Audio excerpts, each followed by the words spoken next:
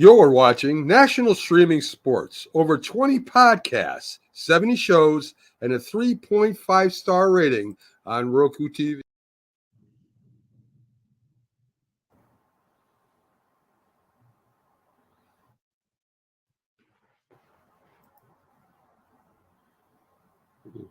What happened? I think it doesn't like to play for me, Jack. I don't know why. I got to hit it too.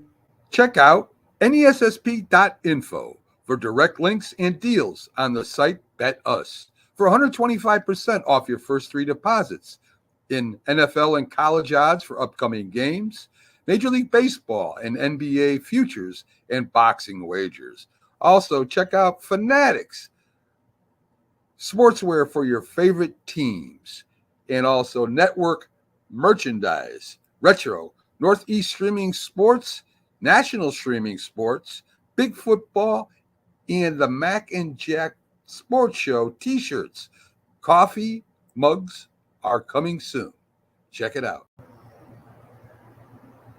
You're watching Mac and Jack on National Streaming Sports.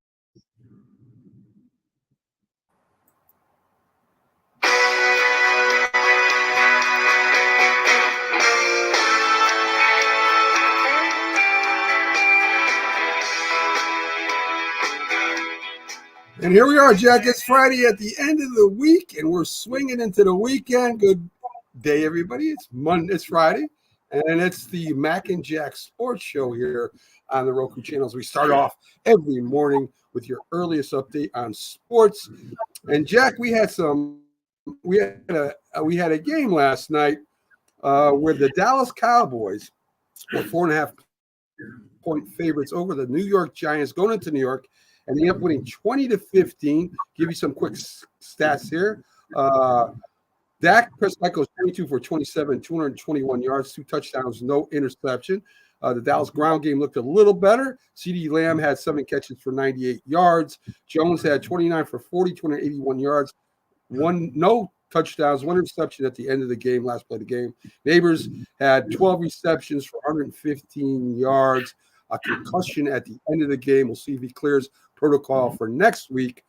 But Jack, we both predicted that this was going to happen. You know, there might have been a chance for the Giants to win, but after the third time the Giants kicked the field goal and didn't get a touchdown, I said, this is going to be it. I mean, this is what they're going to score the whole game.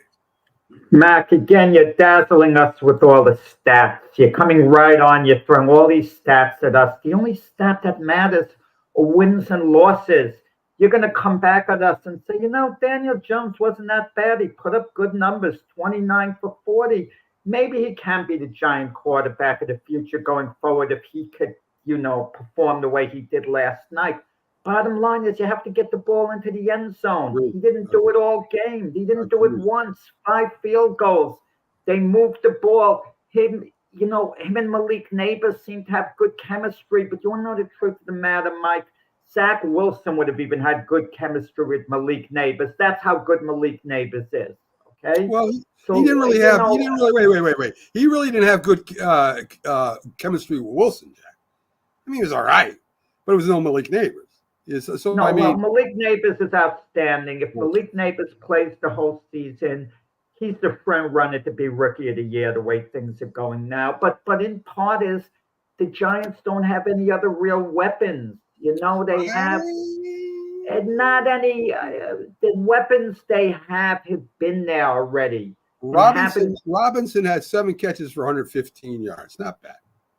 Good gosh. Someone is, listen, any team, Mac, someone has got to run the ball. Someone has got to catch the ball.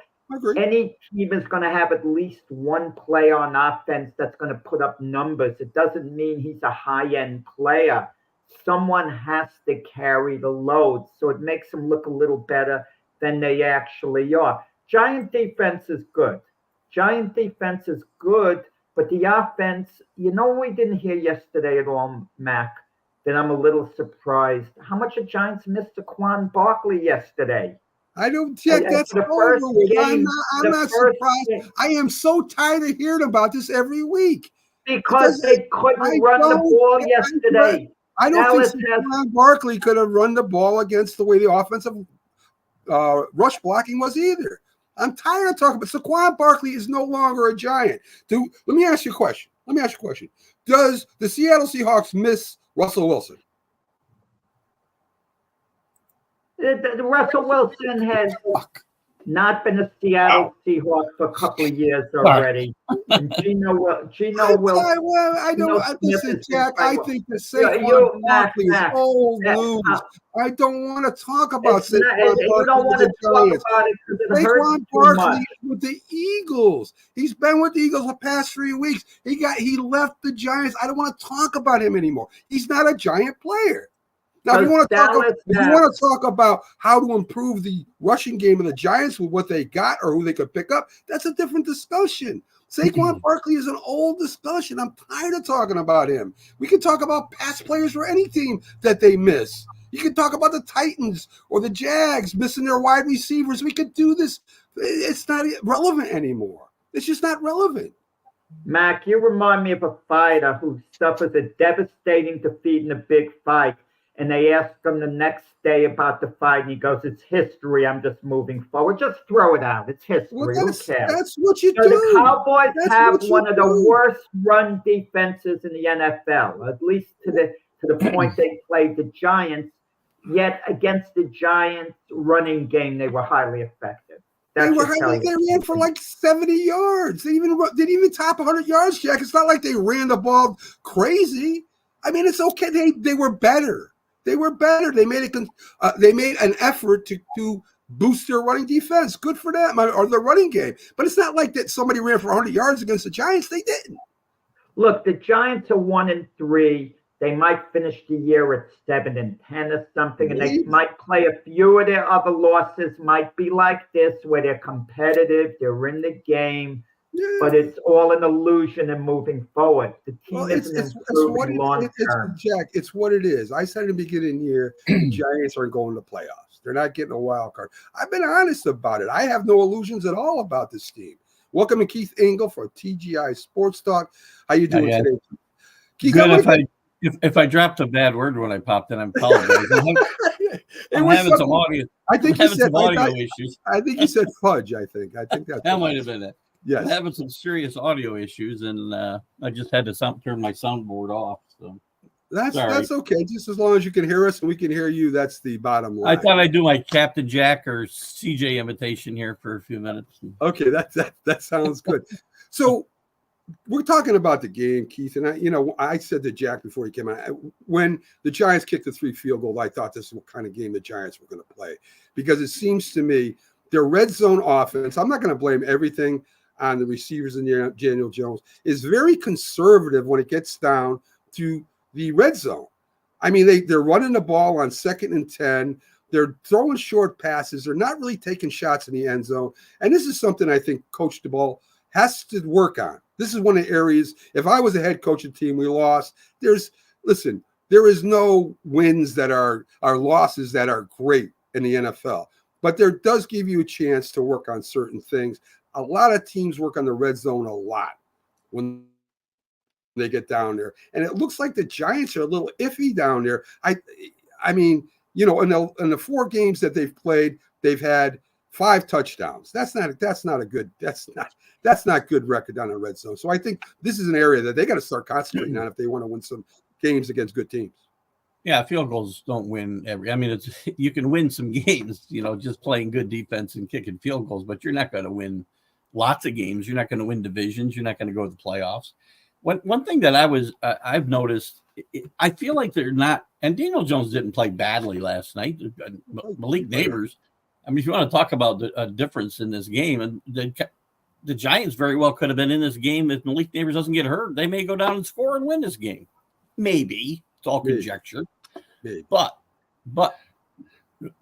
Daniel Jones, I feel like they're trying to be too cautious with him, and they take away a big part of his game, which is his legs. And in the red zone, that's where you can certainly take advantage of a athletic quarterback, get him out of the pocket, even called quarterback runs. But I think they're being very conservative with him and his health, and that's not going to help this offense. You got to throw caution to the wind at some point. If he gets hurt, he gets hurt. You're not going to win games anyway if he doesn't play to his optimal potential. And again, as far as practicing in the red zone, every team spends a gazillion amount of time practicing red zone plays because that's where you need to get in. And I would hope that the Giants are doing the same. I think, look, the defense played well last night. They played well enough to win this game last night. Yeah, but 20 at points. the end of the day, they didn't. You know, I don't like to complain about refs' calls. And when Daniel Jones did take a quarterback keeper and they called a face mask on the tight end Bellinger, who didn't grab the guy's face mask, and they didn't call the face mask on a Dallas Cowboy who did grab Bellinger's face mask. I mean, that's if it was happened at the 40-yard line, 50-yard line, I wouldn't even bring it up. But with that face mask, we're first and goal at the 1-yard line. I mean, I don't even know how what this guy saw. They showed that I don't, like I said, Keith, I don't want to blame the officials. No, but when it's in that kind of case, come on, man. There's a couple of things. I'm very vocal about the way I feel about officiating, right? You can't put yourself in a position to get beat by officials. They say it every single week when the people are complaining. That does not mean I think there isn't some bad officiating that goes on and bad calls that happen in games. They happen every week, and it seems like this first 3 weeks of the season or 4 weeks of the season as we head into this week, there's been some very, very iffy calls in a lot of games, the ones I've watched and the ones I haven't. And again, you can't put yourself in a position to get beat that way. I still believe that way. I do but too. The refereeing's got to be better than what we've seen, I think, through like I said, Keith. All right, it's at the 50-yard line. I'll put up with it. But you throw a dumb flag at us if you want, even if you're wrong. But when it's in that position, when we're that would have been a first down. Daniel Jones picked up with the face mask. It would have been first and goal. I just don't like the timing of that, and it's happened for Kansas City too. And there was one other call on the Dallas Cowboys. No call. Dallas Cowboys scores a touchdown. They were going to call holding on the Dallas Cowboy receiver on the defensive back. I think his name is something like Brock or something like that. I can't think of his name real quick, but he actually had him on the shoulder pads and was holding him. I mean, and then they picked up the flag. Now, they didn't say why they picked up the flag. Was it because it didn't affect the play? Well, that's not right because the play went right where he was. So you're picking up a flag, giving Dallas a touchdown, calling a face mask on the wrong team, and it's right by the end zone. Again, if it happens at the 50-yard line, Keith, I don't care. But when you're down by the end zone, this affects the scoring of the team one way or another. Then I say, hey, listen, man, you got to be a little bit better down there. Well, they need more, it's not just bad either. You need to be consistent too. And it seems the calls are very subjective. One referee's calling it one way, another referee's calling it another way, or another official. And you need to be more consistent at this level than I think these teams have been. And maybe it's a matter of, they don't have the team. Again, we talk about the teams themselves, the players playing as a team and playing as a cohesive unit. The officials need to do the same thing, and maybe that's part of the problem. I don't know. Maybe these guys aren't working together. Maybe they're not doing preseason games either. I don't know. But they got to get in better, more consistent call modes for me. Because, again, I want to be able to stick to my mantra. Don't let the referees beat you. But if the referees are going to be horrendous, that kind of loses some of its juice.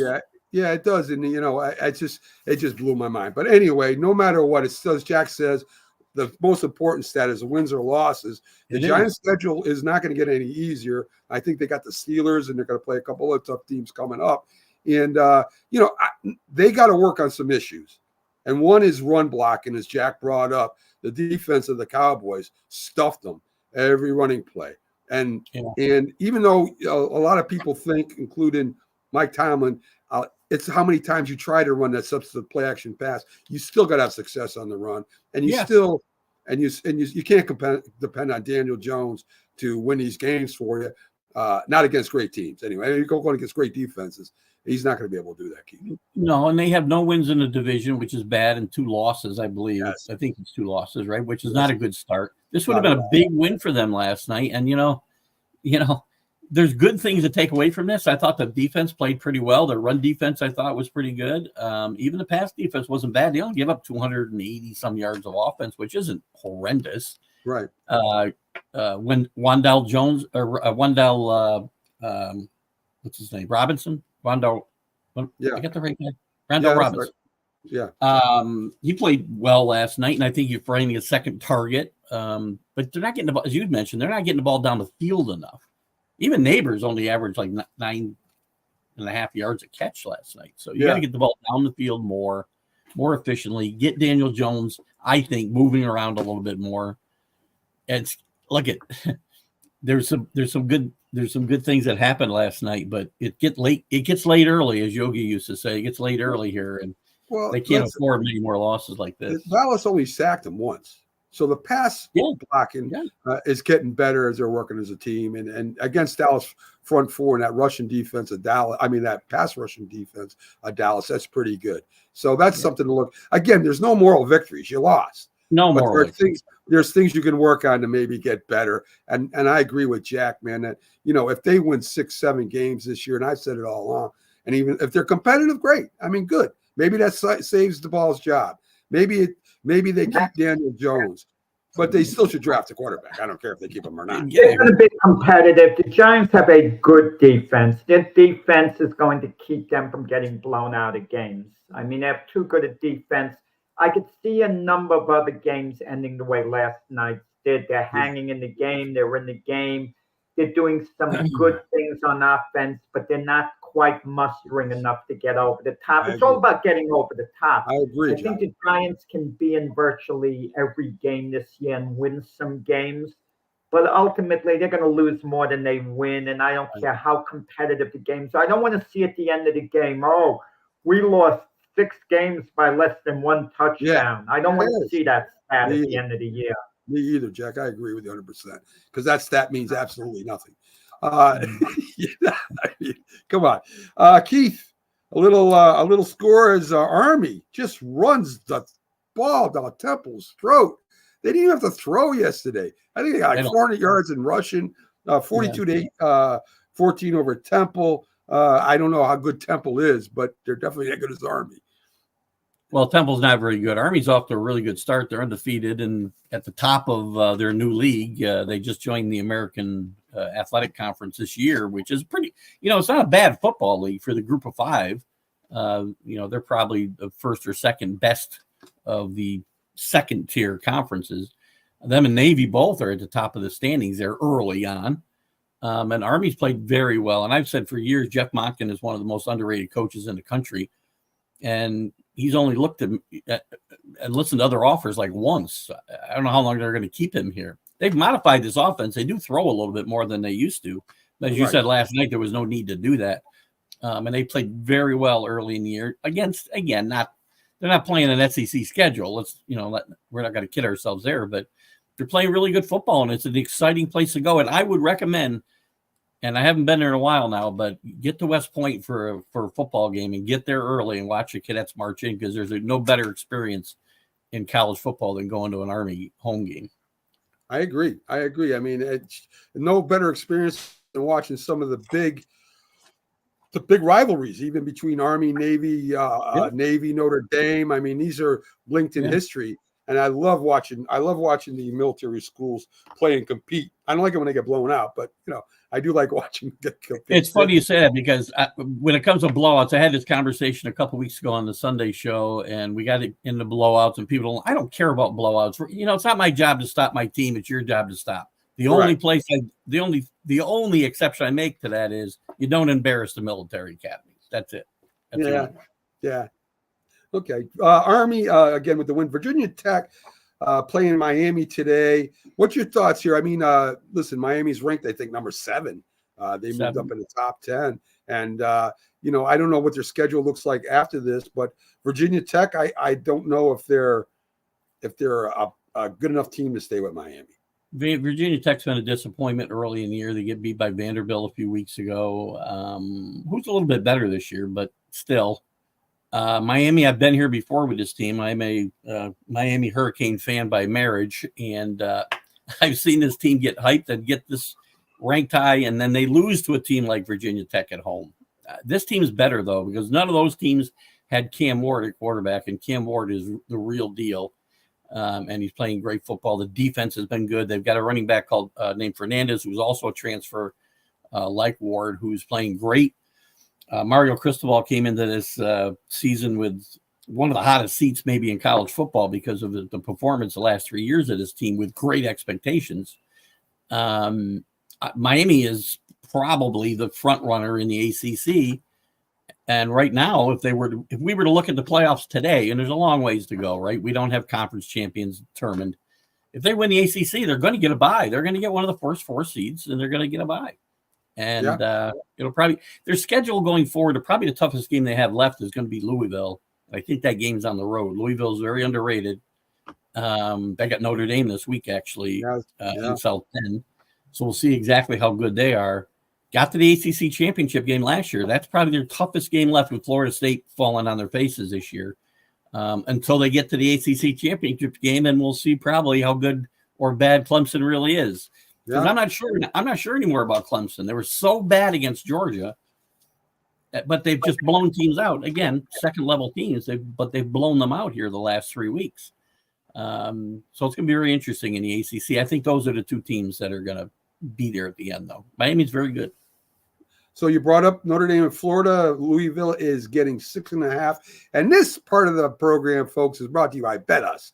Bet Us, where you can make bets on football, basketball, baseball, hockey, whatever you like. 30 years in business, one of the most trusted sites out there. And guess what? It's safe. They equipped all your information so nobody can get your information after you send it in. So Bet Us, check it out, folks. Go over there, hit that code there right in the top right-hand screen, scan it with your mobile phone. It takes you right to the site. And, of course, that helps us all out on national streaming sports, all the shows. So, Keith, Louisville, plus 6.5 at Notre Dame. Louisville's rated 15. Notre Dame is 16. Now, they are playing in Notre Dame. What do you think? Yeah, I don't look a lot at necessarily the poll numbers, because they are what they are. People move up, they move down. And Notre Dame, with losing to Northern Illinois a few weeks back, put them in a position where they need style points. The only 2 games they've got that can be like, upper division wins, let's say, are Louisville and USC. If USC continues to play well, that's their last game. So they don't have really big games to go out and win to impress the committee.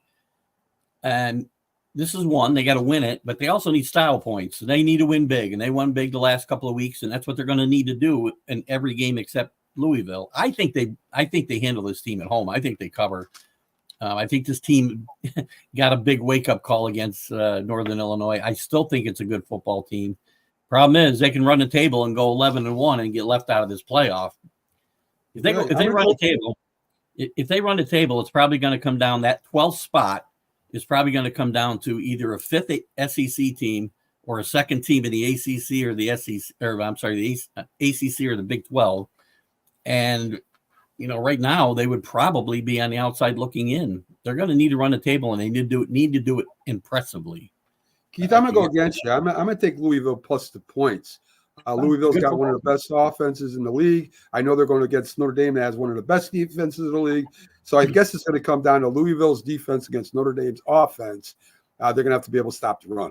And I don't know if Louisville doesn't every football team a game come down to offense against defense? It does, but it's on the reverse side because Notre Dame's. You know what I'm saying? Louisville, I don't think. Louisville's not known for their defense. They're known for their offense. Well-coached team, too. Jeff Brown came back to his alma mater a couple of years ago, and he's really done a good job getting them back on the national scene. And he's a really good football coach. And Marcus Freeman, who I was a big backer of until the Northern Illinois game, and after 3 years, I've jumped off his bandwagon really loudly. They have a huge advantage, Louisville, on a sideline as well, in my mind. So this could be a close game. I just feel like they're starting to use Riley Leonard correctly at Notre Dame. He needs to get out, like we talked about Daniel Jones. He needs to get out. He needs to use his leg. He needs legs. He needs to throw on the run. He's not a pocket passer. And we've seen that the last couple of weeks. Now, not great competition, so this is a big test for Notre Dame to see if they're actually have recovered or not. So it'll be a good game. I do think they pull away maybe at the end. Okay. I got Oklahoma State minus 2.5, 2.5 at 23. Kansas State, 20 against 23. I don't know, Keith. I'm going to go with Oklahoma with the minus 2.5. This is there's a big game that I'm sure you're going to get to, or maybe you won't, but there's a bigger game, obviously, on the schedule than this one. But this is a huge game in the Big 12 because both these teams lost league conference games last week. Kansas State badly to BYU, like by almost 30, maybe it was 30. And Oklahoma State to Utah without their starting quarterback, Cam Rising. This is a must-win for both these teams. Oklahoma State's on the road. I'm going to go with Mike Gundy and the Oklahoma State Cowboys in this game, though. Okay. A tough game. It's two good teams. These teams are very evenly matched. I think it's going to be a good game to watch at home for sure. Yeah. Georgia -2 at Alabama. Alabama's got an offense, Keith, that can throw and run now. Their defense seems to be very good. Georgia's got the great defense, and their offense is more. I don't know about the quarterback of Georgia. That's my only iffy about Georgia right now. Is he right. That kind of caliber of Alabama, or are they going to have to smash mouth football with Alabama? Well, Carson Beck at Georgia and Jalen Milroe at Alabama are both like top 5 Heisman potentials. I like Alabama's quarterback better. Well, I like Milroe because he does more things, but classic quarterback-wise, Carson Beck is much more of a classic quarterback than Milroe. I think it's going to be a very close game. It's Alabama and Kalen DeBoer's first really big game, obviously, since he's taken over for Nick Saban. They won to some tough games. They had a tough game. They didn't have a tough game. They handled Wisconsin very well in a tough venue. Camp Randall's a tough place to go play. They struggled for a bit against South Florida 2 weeks ago, but they pulled away at the end. I just think Georgia is going to have too much overall for this Alabama team. I like Georgia on the road here. Okay. So I'm going against you in 2 games, so that means I'll lose 2. So that's all. All right. I've had a flip. That's been a coin flip for me, this Georgia-Alabama game all week. I keep kind of wavering, but it's a bigger game for Georgia in my mind because Georgia's got a monster schedule coming up. They've still got Ole Miss. They got Tennessee. They've got Texas in a couple of weeks. They've got 3 top 10 teams in their conference to play in the next weeks. Possible losses. So big game for Georgia, not as big for Alabama maybe. And the pressure is people are going to think, well, Caleb DeBoer can't lose his first game to Georgia at home. Well, it's going to hurt much less, and fans are going to accept the loss here much more to a Georgia team that's favored, in Tuscaloosa than if Missouri came in there and beat them as a, 10 or 11 point underdog. That would be a much worse situation for Caleb DeBoer. He's the right guy for this position, by the way. I think he's going to do very well at Alabama. But I think this week they stumble, but I think Alabama still makes a playoff. Well, I'll tell you, since Carlos is going with you, I feel better about the Alabama pick already. All right, great. All right, so there you go. Thanks, Carlos. Did he take Georgia? He's taking Georgia. So there you go. So all right. One quick note about college football: UNLV and Air Force staying the Mountain West. Millions of dollars in incentives to help them stay. Again, the problem there is they did offer them a lot of money to stay. The league went into it and said they're going to guarantee you this much more money above even what they get for the TV contract, which is minuscule compared to obviously the power conferences. But there's a caveat there because in 2026 they don't have enough teams to have a conference. Utah State is now committed to go to the new Pac-12 in 2026, and the Mountain West will not have enough teams unless they go poach somewhere else, which they probably will. Very important. There was a lot of rumors too about Air Force going to the American Athletic Conference and play, because I've said for years, wouldn't it be cool if Navy and Army and Air Force played in the same conference? Yeah. It looked for a little bit like that might happen, but if they find a way to fix the Mountain West, I feel really bad. I felt bad for the Pac-12, especially the teams left behind last year. I feel bad for the Mountain West now because this isn't a bad football league. It's not, upper echelon, but the group of 5 teams, it's one of the better conferences. It's exciting and wide open football. And now they've lost their 4 best franchises and Utah State to the new Pac-12. So, we'll see what happens there. I love Air Force is a really fun team to watch as well. They've been done very well under Troy Calhoun for the last decade. Yeah. And UNLV, who knows what's going to happen with UNLV? because now we know what happened with the quarterback this week, and that there's a whole, shouting match about finger pointing going back and forth there. Their star running back left as well this week for different reasons, so theoretically different reasons, and what looked like maybe a storybook season for UNLV is likely to fall apart here pretty quickly. That's all right. I don't like Las Vegas anyway. We have the Patriots playing the 49ers, a very banged up 49ers team.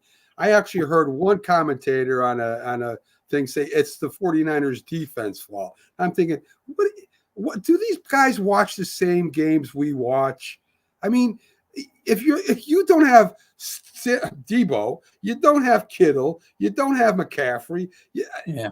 What is this guy talking about? I mean, it's not the defense's fault. I mean, they lost almost all their skilled players, and I don't get what these guys. I don't know if they just want to be controversial or. I mean, and he's a former professional football player, and that's what really drives me crazy. These guys.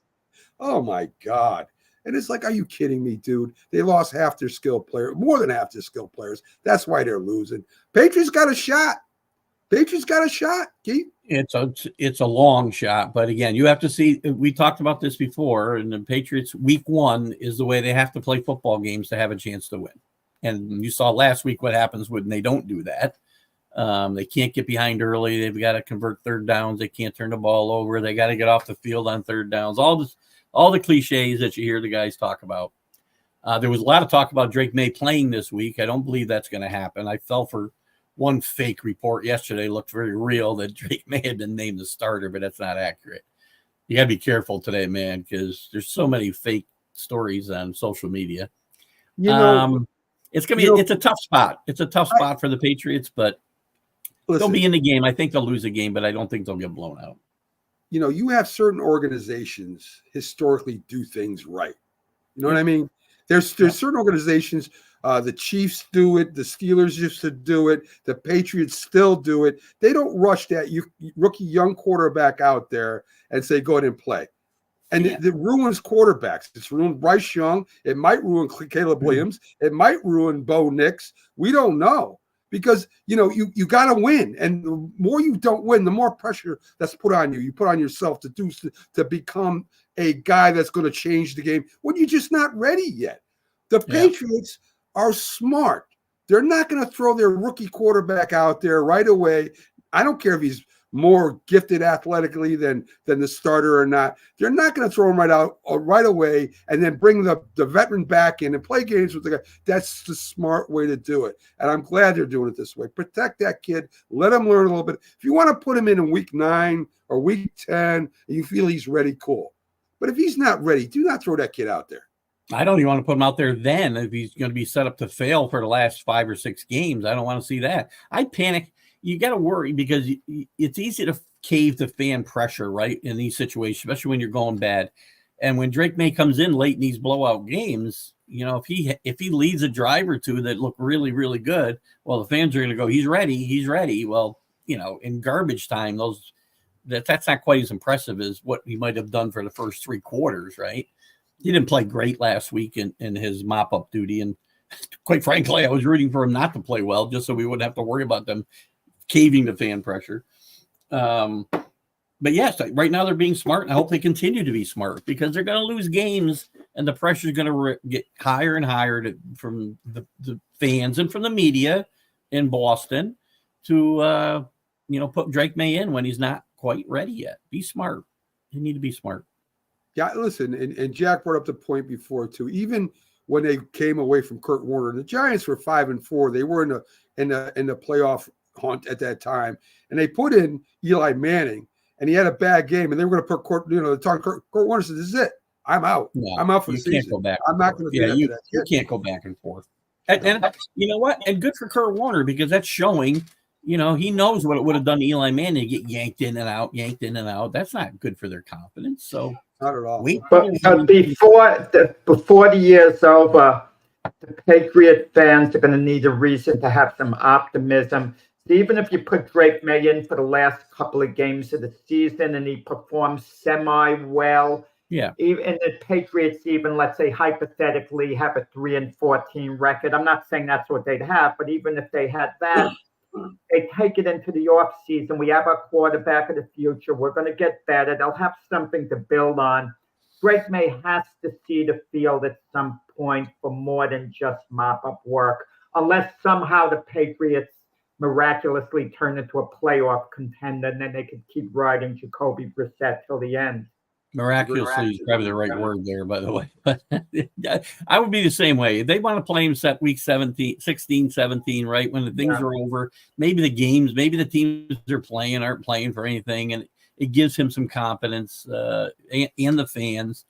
I mean, the important thing to me now is the plan needs to be that whenever that next playoff game is, hopefully it's not, 10 years away, that Drake May is a quarterback for that game. That's the important thing now. Yeah, I agree 100%. So Robert Kraft buys the signed Brady rookie card for $120,000. He's not letting anybody else have that rookie signed card. What's wrong with Robert Kraft? Doesn't he have he's got a signed contract from his rookie year that's probably worth more than $120,000. He's probably got more memorabilia out there than about Brady and the Patriots than anybody else in the world, right? I mean, what's he doing? Well, I mean, he's had a man crush on Tommy for a long time, and obviously it continues. Maybe he'll be buying his microphone or something now that he's no. With Robert Kraft, it's personal. It's more than business with his quarterbacks. To this day, he has a very strong relationship with Drew Bledsoe. Yes. Bledsoe did a lot of charity work for Robert Kraft's charities in the New England area, and even though they had to move on from Bledsoe, the relationship remained, and he feels that way about Tom Brady. So Robert Kraft sincerely cares a great deal about Drew Bledsoe and Tom Brady on a personal level. 100% correct. Yes. Yeah. All right, Keith, we'll let you get out of here. We know you got a show to do right up after us here on the Roku channel. Folks, Keith Engle, TGI Sports Talk, one of the best in the business. Thanks for coming in, Keith. We appreciate it. Thanks, Scott. Thanks, guys. Have a good one. Max, not yet today. I will after the show. I want to make sure I didn't miss it. That's all. Yeah, I had to take care of something yesterday all day. So anyway, I'll make sure I get it to you today. All right, Keith Engle, making sure, dotting his I's, crossing his T's. I mean, he's all over it. So, Jack, we get to have a little fun here with some. I was going to keep Keith in for this one because his opinion on this I really I respect. Oakland plays his last game. It's in front of a sellout crowd. They win the game. They say the Oakland fans are the greatest fans in the MLB. But yet, during the years when they were even winning World Series during the regular season, they were lucky to get 10, 14,000 people in the stands until, of course, it came World Series playoff time. So it's a feel-good story, I guess, but a lot of announcers are like, oh, it's time to cry. The Oakland fans got ripped off. The Oakland fans did it to themselves, Jack.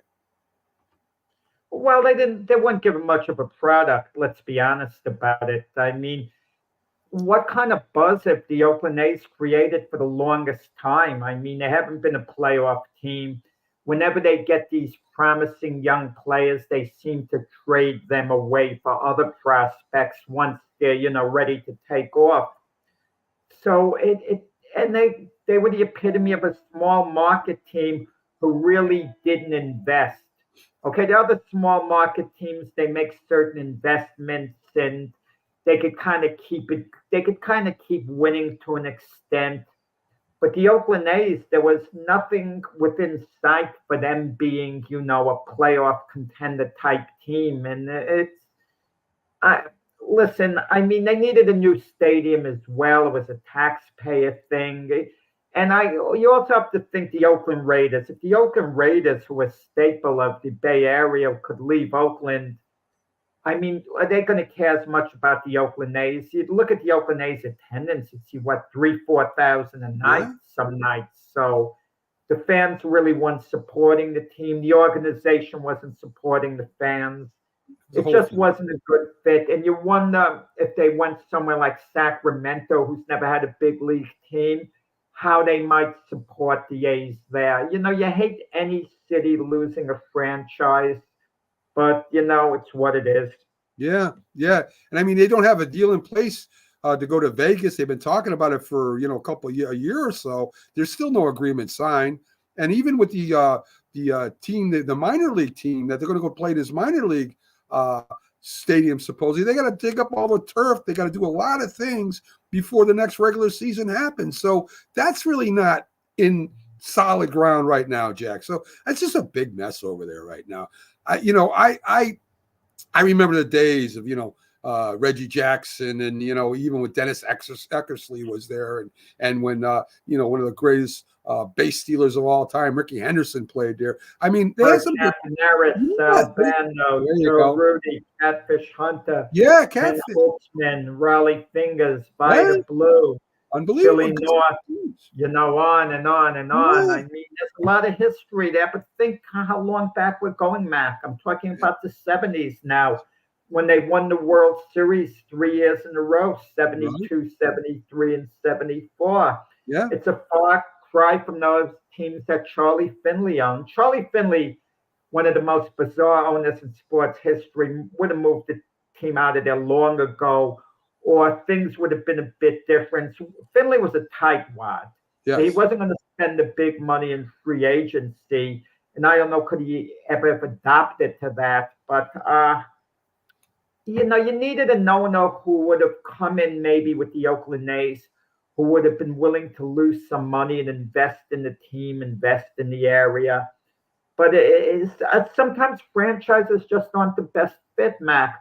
We get nostalgic because it is the Oakland A's and we remember what they won in the 70s. But keep this in mind, before they were the Oakland A's, they were the Kansas City Athletics. Mm-hmm. They moved from Kansas City to Oakland. And then Kansas City got a franchise, after that. Yeah, it's very true. And I'm going to tell you, fans complain when they lose their franchise. They whine. But if they don't have a franchise in their city, they don't think twice about taking another city's franchise. That's true. I mean, the Cleveland Brown fans were complaining, as far as losing their franchise. But, when they went to Baltimore, but when they had a chance to grab a franchise from another city, they'd gladly do that. Yeah, and not only that, a lot of them Cleveland Brown fans became Baltimore Raven fans too. I mean, I'm not going to say all of them did, but quite a few of them did. They started the Baltimore Ravens were, their new team. So at least I think it took like 3 or 4 years to get that new Browns team in, right, Jack? If I'm not mistaken. Well, you know what it is with me. If a team is going to move, at least have a new name. I didn't like the Baltimore Colts moving to Indianapolis and taking the name the Colts. Right. That name should have been reserved in case there's a new team in Baltimore. Now, the Ravens in Baltimore, they should be called the Baltimore Colts. Right. That should be their name. And Indianapolis should have another name besides Colts. You could have given them any new name. I agree. Okay?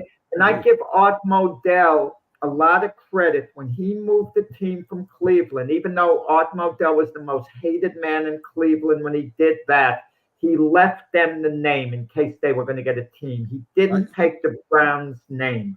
No one gives him credit for that. Instead, he's made a villain, and it was really the city of Cleveland in large part who allowed the Browns to play in this old, dilapidated stadium and wouldn't do anything to accommodate the Browns. They'd accommodate the Indians, but they wouldn't accommodate the Browns. They're locked. Even their locker. Say to the owner, well, you could sell the team. Owners don't want to sell teams. Not if they don't have to. And Jack, even the locker rooms were a mess. I mean, it wasn't just, everything. The Browns weren't happy with what was going on. The players weren't really happy about it. The Mets and Braves, Jack, to play a doubleheader Monday to make up a game. And the winner of that might, now it's not for sure, maybe one does, would have to play the next day. I wouldn't think, why wouldn't you give them a day off? I mean, I know it might miss the schedule up a little bit. Maybe it won't. Maybe that team wins in 3 games. I mean, why not give them a day off to kind of travel there, get settled in, have a drink, and then go play? I don't get it. Mac, you always claim that you're old school, Mac. You're new school. You're not old school at all. I'll give you an example. Now, you'll go back to the old days whenever it's convenient for you. 1951. Yes. The New York Giants beat the Brooklyn Dodgers on Bobby Thompson's 3-run home run to end the 3-game playoff. They win it dramatically in the 9th inning. They're emotionally drained. You know, Mac, they started the World Series the next day against the Yankees. The next day. It doesn't And make the it right. Giants won that game 1. They It ultimately doesn't make it lost right. the series in 6 games. It doesn't make it right. I'm saying No, I'm but old school. Yes, listen. listen. I love a doubleheader. I love all this stuff, but I think you should be if you're going to give a team say 5 days off, 4 days off because they swept the series or they've been it's all over. They're in. They can play whoever they want. You can at least give the guys. You're saying the next day you got to get on a plane that night. You have to fly in. You have to get everything together, and then you got to go over to the game. You don't deserve anything if you're a wild card team. You have no sense of entitlement.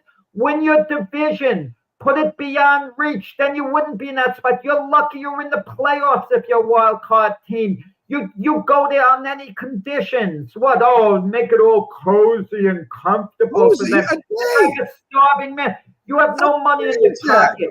And someone is giving you a meal and you want a steak dinner and you start complaining. You don't like the hamburger that's put on your plate. You see other people eating steak and you're complaining. I'm saying, give the guys a shot. Give the guys a shot to kind of unwind one day. That's not a lot to ask, Jack. I'm not asking for them. I'm not asking for them to get special treatment. I'm asking because this other team already racked up the wild card. They don't have to play their starters. They don't have to put the starters. Oh gosh, they got to play a doubleheader the next day. Listen, why can't they give them 1 day, Jack? That's all I'm asking. It's best, Mac. It's best 2 out of 3. Right. And if you're a wild card, you deserve no breaks. You're lucky to be there. Take what you have. Make the best of the opportunity. That's what they played according to. Wait a minute. They played according to the rules. This is what Major League Baseball did, not the team. Major League Baseball said we're going to have 10 wild cards, 20 wild, whatever they want. That has nothing to do with the team. That's what Major League Baseball was. So now you're going to give this team a chance to go and play for the playoffs, and yet you're going to say, well, you didn't even get a day off. I think that's kind of short-sighted. You can't give them a day. The schedule is set. No, you can't move everything back. Move it 1 game back, please. Please, Jack. All right, anyway. Ohtani's 50-50 ball auction is put on hold. Can't sell it. One fan claimed he touched it first, Jack. So he thinks he got as much right to that money as the person that comes out of the pile. Well, he touched it or he caught it? He touched it. So how the guy, I don't know. The guy grabbed it from him. So he says he has just as much right as the other person. It shows you how different society is than years ago. When Roger Maris hit his 61st home run, you remember the fan, his name was Jimmy something, a young man in a leather jacket. He was just holding the ball up in the air like this. And no one was mugging him for the darn ball because, he got it. He had possession. No one was attacking him. In this day and age, people are going to jump you. They're going to attack you. If you have if they know you have $200 in your pocket, your life could be in danger. That's how sick society is. They must have replays of that. I'm sure with the Dodgers, they must. Does touching count? Isn't possession isn't possession 3/4 of the law? If I possess something, well, no. If you have the ball. But he has someone takes it off you, that's illegal, Matt. That's illegal where? You got a ball, they can't take it off you. Oh, sure they have it. Sure they can. Possession is 9/10 of the law, Jack. They got it. So anyone could rob anyone else, take whatever belongs to them, and then it's 9/10 of the law. They could rob your house, put anything in your house in their house, and once it's in their house, they got possession. Well, that's the old saying. Possession is 9/10 of the law. That's what I'm saying. LeBron and Bronny are scrimmaging each other ahead of a historic season, Jack. First time father and son on the same team.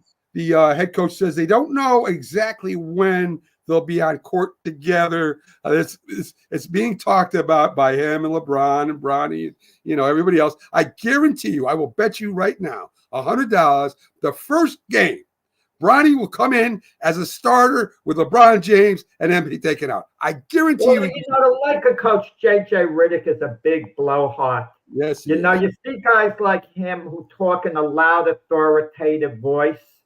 It's all a smoke screen. I mean, not that he's not sincere. He goes on really forcefully. It's LeBron's team. Yes. LeBron is, and JJ and LeBron are close. They've done a podcast together.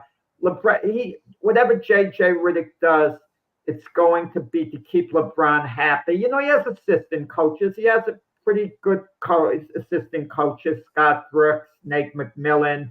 But those guys are more going to help him with the X's and O's. They're going to help him with the game management.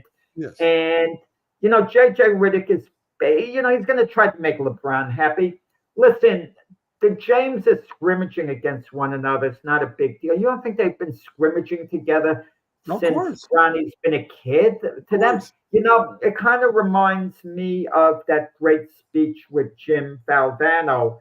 And it was said by one of his players.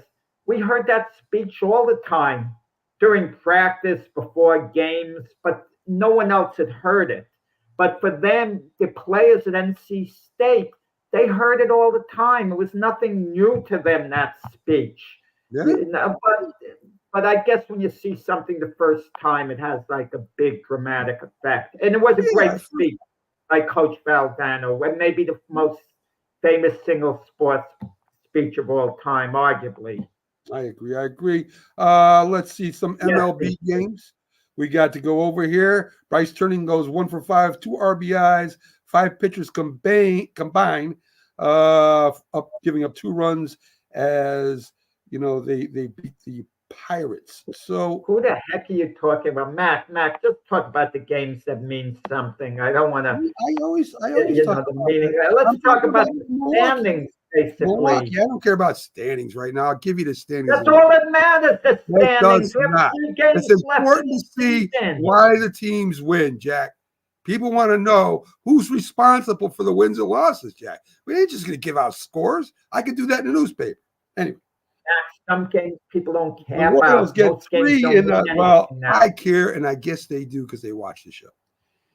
The Royals get 3 in the bottom of the 9th, winning 7-4 over Washington. Adam Frazier goes 1 for 1 with 2 RBIs. So the Royals. The AL is practically over. The Royals and Tigers are tied.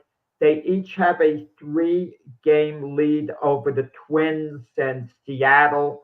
And in other words, the Royals are going to have to get swept this weekend, and the Tigers are going to have to get swept. And Seattle and Minnesota are going to have to sweep their last 3 for the playoff picture to change, and that's highly unlikely. It's highly unlikely. I was just going to say, Tigers are 2 runs in the bottom of the 8th to beat Houston. Let me tell you what's interesting about the Tigers' surge to a playoff position. At the trade deadline, they were sellers. They threw in the towel. They traded their second best pitcher, Jack Flaherty, to the Dodgers. They traded him to the Dodgers because they figured they were out of it. And they were sellers, and look what happened. Wow. They never would have traded Jack Flaherty had they known this was going to happen. They would have needed him for the postseason. That's because you came out and said that the Detroit Tigers were done, Jack. You picked them. I did. I picked them to go to the playoffs in the beginning of the year, and I thought they were done. They thought they were done. They listened to you. They listened to you when they got rid of Jack Flaherty. I hope you feel proud of yourself for them listening to you on that. The Yankees, they clinched. They beat the Orioles. I think it was 10-1, something ridiculous. Stan goes 2 for 4. I'm glad they got it out of the way. I'm going to tell you why. Wait a minute. The Yankees. Wait a minute. Stan with 4 RBIs with a home big run. Milwaukee Brewers score. You want me to do the Milwaukee score again? Is that what you said? No, I'm all right. So New York clinches. Yeah, when you produce and host a show, you can do it like that. I'm doing it this way. Okay. New York clinches the East. Stanton 2 for 4, 4 RBIs. Home run by Judge. 1 for 2. Cole goes 6 2/3 innings, 2 hit, 5 strikeouts, and of course Judge hits his 58th home run. Mac. The guy who said the Yankees, question the Yankees whether they regret giving Judge the contract, even doing it this year. You just mentioned Judge. Young Judge's rear end the whole time. Stanton hit a homer, Verdugo hit a homer, but all we hear, oh, well, Judge hit a homer. Yeah. Their Judge hit the homer yesterday. So did Stanton hit a home run, and he drove in 4 runs. Yeah, but you don't mention these other guys. You did mention Stanton knocked the runs. And, an interesting thing, Juan Soto's going to be a free agent, as we know. He's hit ahead of Judge all year long. I wonder how much Soto is going to consider that in free agency. Wherever I go, I'm never going to be in a situation that good again, hitting in front of the likes of Aaron Judge. Yeah, it's got to be on his mind.